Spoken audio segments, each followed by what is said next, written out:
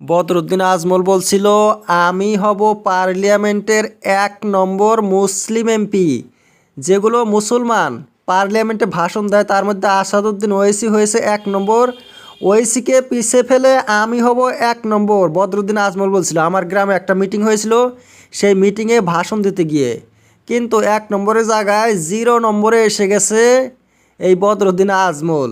1 নম্বর হইতে হইলে একটু সাহস থাকতে হয়। এই যে নরেন্দ্র মোদী, হিমন্ত বিশ্ব শর্মার পাও ধরে কি 1 নম্বর হওয়া যায়?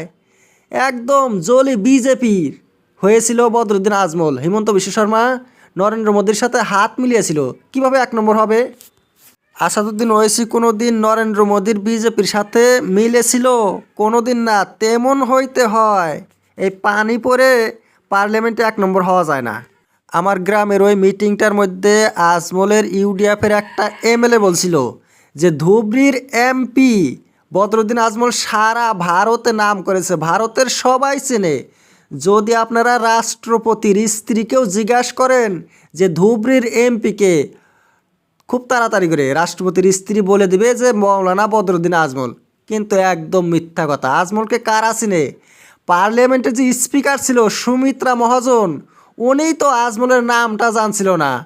বদরুদ্দিন আজমলকে বলছে সিরাজউদ্দিন আজমল। সিরাজউদ্দিন আজমল ছিল বদরুদ্দিন আজমলের ভাই, ছোট ভাই। উনি এমপি ছিল, কিন্তু পরবর্তীতে সিরাজউদ্দিন হেরে গিয়েছিল, এমপি আর হয় নাই।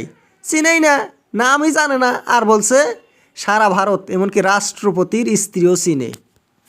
মিথ্যা কথা বলে আর কতই উন্নতি করা যায়? কাজের দিক দিয়ে একদম নিম্ন পর্যায়ের এমপি ছিল মৌলানা বদরুদ্দিন আজমল। দিল্লি থেকে টাকা দিয়েছিল আজমলকে কাজ করতে, কিন্তু কাজ তো করতে পারে নাই।